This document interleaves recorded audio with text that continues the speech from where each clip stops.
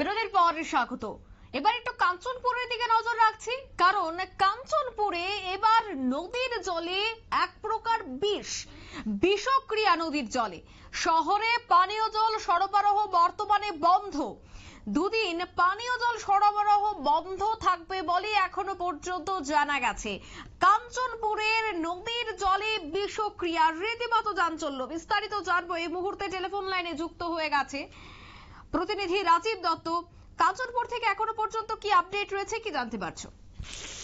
দেখো, প্রথমে বলি যে উত্তর ত্রিপুরার কাঞ্চনপুরে যে ঘটনা সকালে জানা যায় যে নদী রয়েছে দেও নদী, সেই দেও নদীর মাছ হঠাৎ করে দেখা যায় প্রচুর মাছ মরে জলে ভাসছে। তখনই সন্দেহ হয় সাধারণ মানুষের। তারপরে তারা প্রশাসনকে জানায় এবং তারা এসে বুঝতে পারে যে এখানে জলে কোনো বিষক্রিয়া হয়েছে, যার ফলে কিন্তু এত মাছ মারা যাচ্ছে কেন। তারপরে দেখা যায় যে কোনো সময় ভাবে কেউ বিষক্রিয়ার ফলে এই মাছগুলো মারা গেছে। এরপরেই কিন্তু যেটা হয় যে কাঞ্চনপুর শহর এবং আশেপাশের সমস্ত জায়গায় কিন্তু পানীয় জল এই নদী থেকেই কিন্তু তোলা হয়, তুলে সেটাকে পরিশুদ্ধ করে সরবরাহ করা হয় সমস্ত এলাকায়। যে সেটা সঙ্গে সঙ্গে বন্ধ করে দেওয়া হয় এবং যেটা প্রশাসনের তরফ থেকে যেটা জানানো হয়েছে যে কাঞ্চনপুর এলাকায় আপাতত দুদিন কোনো পানীয় জল এই নদী থেকে তো সরবরাহ করা হবে না। এর ফলে সমস্যা তো বুঝতেই পারছো যে গ্রীষ্ম পড়ে গিয়েছে, অর্থাৎ এখন যদি পানীয় জল না পাওয়া যায় তাহলে সমস্যায় পড়েছেন, কারণ ওখানে তীব্র পানীয় জলের সংকট দেখা দিয়েছে বলে আমাদের কাছে খবর। কিন্তু এত মাছ মরছে কেন সেটা এখনো পর্যন্ত কনফার্ম প্রশাসন কিছু বুঝতে পারছে না। তবে যেটা মনে করা হচ্ছে যে কেউ বা কারা এই নদীর জলে কোনো বিষ মিশিয়ে দিয়েছে মাছ মারতে, বা কোনো সেটা অন্য কোনো কারণে বা শত্রুতা অবশত হোক বা মাছকে মারার জন্য করা হোক, কেউ এটা করেছে। তবে প্রশাসনের ধারণা এটা পরিকল্পিতভাবে ষড়যন্ত্র করে করা হয়েছে এবং যার ফলে কিন্তু এই ধরনের ঘটনা ঘটেছে। একটা যাতে মানুষ ওই জল ব্যবহার না করে, কারণ কাঞ্চনপুরে দেও নদীর 98 কিলোমিটার দীর্ঘ নদী।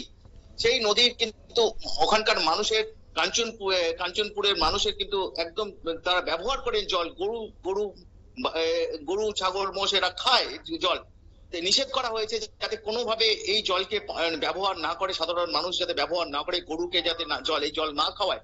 সেই সঙ্গে মাইকিং হচ্ছে, পুরো অঞ্চল জুড়ে মাইকে প্রচার করা হচ্ছে যে কেউ যেন এই জল যেন ব্যবহার না করেন। কিন্তু সব থেকে বড় সমস্যা যেটা দেখেছে, তীব্র জল সংকট দেখা দিয়েছে বলে আমাদের কাছে খবর। কাঞ্চনপুরের এই দেও নদীর প্লান্ট আছে, সেখান থেকে জল তোলা হচ্ছে না। আপাতত দুদিন হবে, তারপরে পরবর্তী ক্ষেত্রে সরকারি অফিসাররা সেই জল নিয়ে ল্যাবরেটরিতে পাঠিয়েছেন অলরেডি, যে পরীক্ষা করে দেখা হবে কি ধরনের বিষ। যদি দেখা যায় যে এটা মারাত্মক কোনো বিষ তাহলে তো বুঝতেই পারছো, তাহলে আপাতত জল সরবরাহ করা হবে না, নিশ্চয়ই বিকল্প কোনো ব্যবস্থা করা হবে। কিন্তু এখনো বোঝা যাচ্ছে না কি ধরনের বিষ এই জলে মেশানো হয়েছে। তবে দেখা যে সংখ্যক মাছ ভেসে উঠছে, প্রচুর বিভিন্ন ধরনের মাছ ভেসে ভাসছে, যার ফলে তা থেকে একটা নদীর জলও কিন্তু দূষিত হওয়ার প্রবল আশঙ্কা রয়েছে।